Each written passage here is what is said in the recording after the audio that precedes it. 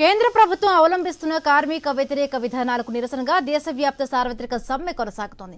ఉమ్మడి విజయనగరం జిల్లా వ్యాప్తంగా కార్మికులు సమ్మెలో పాల్గొన్నారు.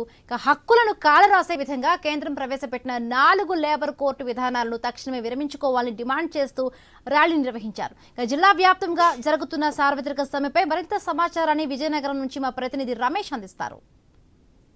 ప్రభుత్వం తీసుకుంటున్న కార్మిక వ్యతిరేక విధానాలకు వ్యతిరేకంగా ఈరోజు రాష్ట్ర వ్యాప్తంగా కార్మిక సంఘాలన్నీ బంద్కు పిలుపునిచ్చాయి. ఇందులో చూసుకుంటే నిరసన ప్రదర్శనలు అయితే పలు కార్మిక సంఘాల నాయకులు మనతో ఉన్నారు. అయితే 4 లేబర్ చట్టాలని రద్దు చేయాలని చెప్పి, అదేవిధంగా కార్మికులు కనీస వేతనం 26,000 రూపాయలు చెల్లించని చెప్పి ప్రధాన డిమాండ్లుగా ఈరోజు దేశవ్యాప్త సమ్మెకు పిలుపునిచ్చారు. ఈరోజు మనతో కొంతమంది కార్మిక సంఘ నాయకులు ఉన్నారు. అసలు ఈరోజు ఈ నిరసన కార్యక్రమం కారణాలు ఏంటారు? కేంద్రంలో నరేంద్ర మోడీ గారు అధికారంలోకి వచ్చిన తర్వాత 29 కార్మిక చట్టాలని రద్దు చేసి 4 లేబర్ కోడ్లు తీసుకొచ్చారు. ఇది మొత్తం దేశవ్యాప్తంగా మొత్తం కార్మిక వర్గంతో పాటు రైతు వ్యవసాయ కార్మికులతో పాటు ఉద్యోగ ఉపాధ్యాయులు అందరూ వ్యతిరేకిస్తూ ఉన్నారు. ప్రధానంగా వ్యతిరేకించడానికి కారణం ఆనాడు బ్రిటిష్ వాళ్ళ కాలంలోనే పోరాడి 8 గంటల పని హక్కును సాధించుకున్నాం. ఈరోజు 8 గంటలది 12 గంటలకు పని చేయాలని చెప్పేసి కేంద్ర ప్రభుత్వం నిర్ణయం చేసింది.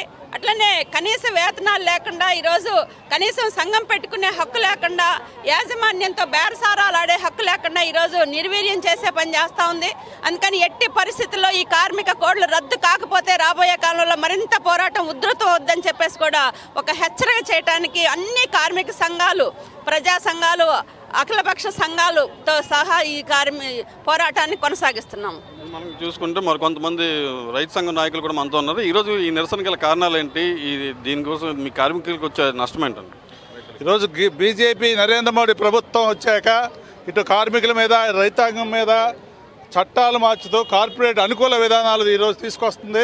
అందులో భాగంగానే ఈరోజు వ్యవసాయ చట్టాలని కూడా ఆ రోజు పెద్ద ఎత్తున రైతాంగం ఉద్యమిస్తే దాన్ని దొడ్డిదారిని ఈరోజు మళ్ళీ అవి అగ్రికల్చర్ మిషన్ పేరుతో అలాగే మార్కెట్ చట్టాలు సవరణ చేస్తూ ఈరోజు చేస్తుంది. అలాగే ఏదైతే మద్దతు ధరలపై చట్టబద్ధత కల్పిస్తామని ఆ రోజు హామీ ఇచ్చారు, రాతపూర్వక హామీ, తొంగలోకి తెక్కి ఈరోజు కార్పొరేట్ శక్తులకు అనుకూలంగా ఈ చట్టాలన్నీ మార్చుతారు. ఇటు దీనివల్ల మొత్తం కార్మిక వర్గానికి కానీ రైతాంగానికి కానీ మొత్తం ప్రజానీకాన్ని అందరికీ ఈ విధానాల వల్ల తీవ్రమైన భారాలు వేసి హక్కులు హరించే విధంగా వ్యవహరిస్తుంది. కనుక వెంటనే కేంద్ర ప్రభుత్వం వెంటనే ఈ నష్టదాయకమైన విధానాల నుంచి వెనక్కి వెళ్ళాలని ఈరోజు ఈ సందర్భంగా తెలియజేస్తుంది. ఇప్పుడు మనం చూసుకుంటే ఇఫ్టు కార్మిక సంఘ నాయకులు కూడా మనతో ఉన్నారు. ఈ కార్మికుల చట్టాల రద్దు చేయాలని చెప్పి డిమాండ్ చేస్తున్నారు. దీనివల్ల కార్మికులకు వచ్చే నష్టం ఏంటి? ఈ నిరసన గల వెనకాల కారణం ఏంటని తెలుసుకుందాం సార్. ఈరోజు ఈ కేంద్ర ప్రభుత్వం తీసుకొస్తున్న ఈ విధానాల పట్ల కార్మికులకు ఎటువంటి నష్టం జరుగుతుంది?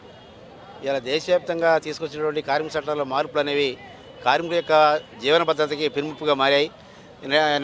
నిన్న మరి హైదరాబాద్లో ఒక పరిశ్రమలో జరిగినటువంటి ప్రమాదంలో దాదాపు 38 మంది కార్మికులు చనిపోయారు. అంతేకాదు విశాఖపట్నం, ఉత్తరాంధ్ర జిల్లాలో అనేక పరిశ్రమల్లో కార్మికుల ప్రాణాలు కోల్పోతున్నారు. ఈ లేబర్ కోడ్ అనేవి తీసుకొచ్చిన తర్వాతనే, కార్మిక చట్టాలను సవరించిన తర్వాతనే ఈ ప్రమాదాల తీవ్రత పెరిగింది. ఇలా లేబర్ డిపార్ట్మెంట్ కానీ లేకపోతే ఇతర కార్మిక చట్టాలు ఏవైతే వర్తింపజేస్తున్నారో ఫ్యాక్టరీ చట్టం కానీ ఈ చట్టాలన్నింటిలో ఉన్నటువంటి భద్రతా చర్యలను కూడా ఇలా కార్మిక అధికారులు కానీ ఇతర ఫ్యాక్టరీ అధికారులు కానీ లేకపోతే కలెక్టర్ సైతం ఇలా భద్రతా చర్యలను చేపట్టడంలో పూర్తిగా వైఫల్యం చెందారు. దానికి ఈ లేబర్ కోడ్లే కారణంగా ఉన్నాయి.